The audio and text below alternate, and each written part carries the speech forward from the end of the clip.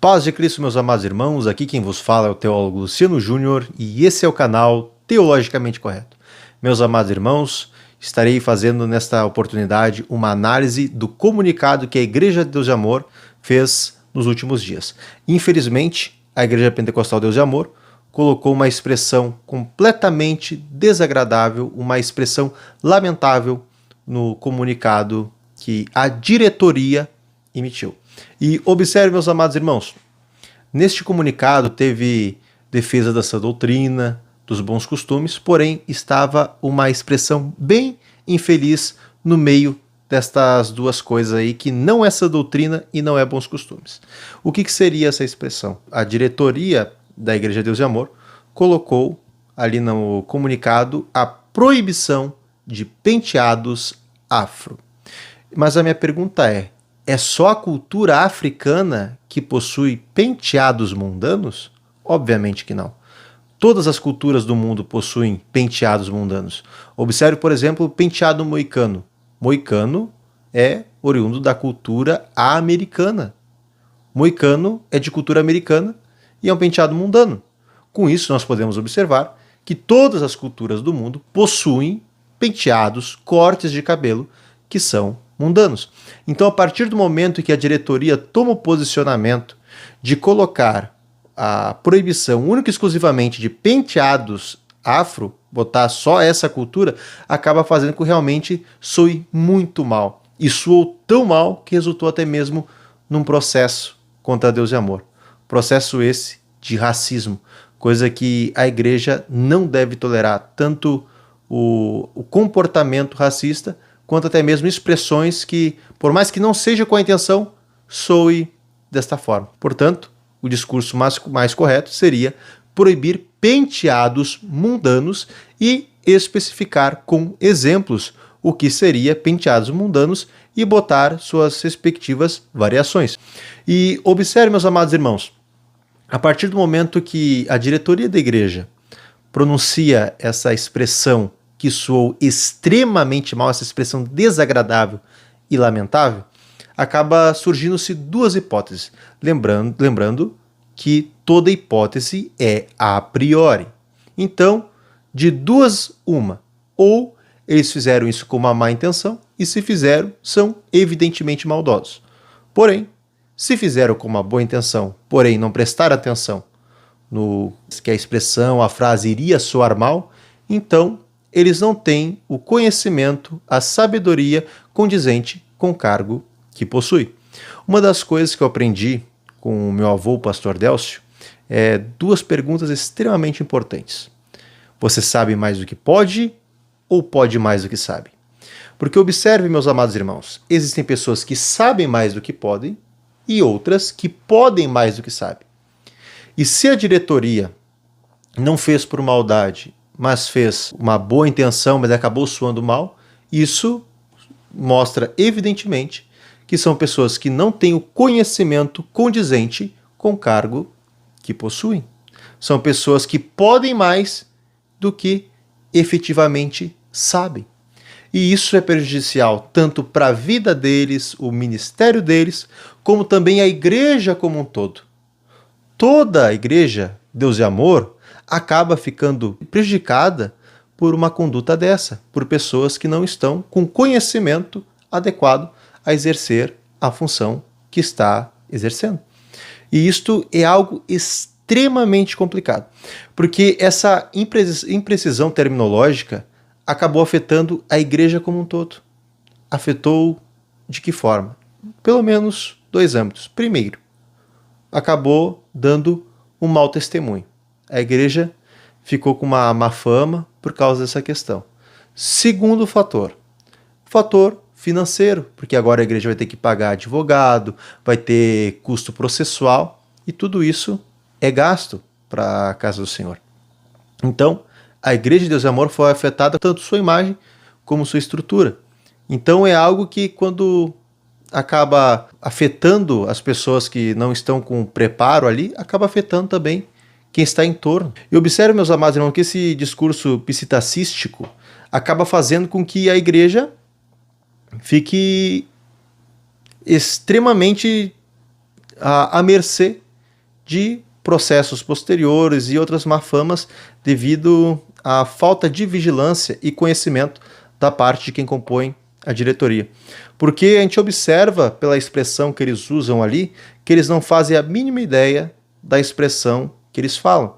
No caso, é um discurso psitacístico, porque eles usam palavras sem saberem o peso que elas possuem, sem saber o significado da frase que eles estão emitindo. E isso acaba sendo bem complicado, porque eles não sabem o significado da frase, da expressão que eles estão se utilizando, e não sabem nem até mesmo a repercussão que esta mesma frase vai ter depois de pronunciá-la. E observe que a diretoria, ela fez um comunicado e resolveram unanimemente publicar este comunicado, ou pelo menos majoritariamente das pessoas que compõem a diretoria, a maioria deles concordaram em publicar aquilo. E observem que todos eles não conheciam o devido peso que a expressão lamentável que eles usavam tinha. E, infelizmente, por fazer esse discurso extremamente desagradável, acabou sujando, de certa forma, a imagem da igreja. Então, a gente vê que isso gera um nonsense, porque isso gera um discurso sem sentido. E falando em discurso, quando a gente observa a questão do discurso, a gente observa que existe o discurso verbal e o discurso escrito. Quando a gente vai fazer um discurso de forma verbal, falar publicamente, é normal que a pessoa cometa alguns deslizes no sentido que pronunciar palavras que não soam tão bem. Isso pode acontecer com qualquer pessoa, porque a pessoa vai falando, às vezes por causa do nervosismo, pode trocar alguma palavra, expressar mal alguma coisa, não saber comunicar uma ideia perfeitamente. Isso pode acontecer. Porém, se tratando da questão escrita, nós podemos observar que a pessoa, quando escreve, ela pode escolher muito bem as palavras que irá utilizar, daqui a pouco troca a expressão. Então, a escrita ela é algo mais pensado do que a fala, porque você está concentrado no que está fazendo. Inclusive, muito provavelmente, quando a diretoria fez essa escrita, ou até mesmo alguém escreveu para eles de acordo com o que eles iriam dizendo para a pessoa que estava escrevendo ficar colocando no papel, ficar colocando no computador, nós vemos que teve tempo para a correção. Possivelmente alguém corrigiu este comunicado, esta fala aí. Porém, acabaram não atentando para esse deslize, essa falha no discurso. E observe, meus amados irmãos, não se trata de uma pessoa tão somente escrevendo, uma pessoa tão somente emitindo sua opinião, mas toda a diretoria. Com isso, não se trata de um indivíduo em particular que falou algo que soou mal, mas sim um conjunto de indivíduos, toda uma coletividade, concordando com aquela expressão. Isso nos quer dizer que toda a diretoria não percebeu o peso que aquelas palavras tinham. Com isso, a gente pode observar que realmente não estão de acordo com o que realmente deveriam estar. E a gente observa, por exemplo, ainda nessa questão do discurso escrito, é que o seguinte, tempos atrás eu gravei um vídeo aqui neste canal falando acerca de uma infeliz atitude que o Davi Neto teve. O Davi Neto, ele pegou e publicou, ele escreveu de forma pública em suas redes sociais, ali num comentário, xingando o pastor, o acusando de petista, e nem petista ele era. Mas acabou falando palavrão ainda. Falou que ele era petista e não era petista. E depois falou um palavrão durante sua argumentação, eu estarei colocando na tela aqui, Davi Neto falando palavrão, e a diretoria não tomou um posicionamento sobre essa questão. Então, o Davi Neto fala palavrão de forma aberta, pública, dando mau testemunho, e não é repreendido, não leva a banco, não leva disciplina, não é disciplinado por isso. E consta no próprio RI da Deus de Amor, disciplina para pessoas que falam palavrão. E observe, meus amados irmãos, falar palavrão é pecado, é errado de qualquer jeito.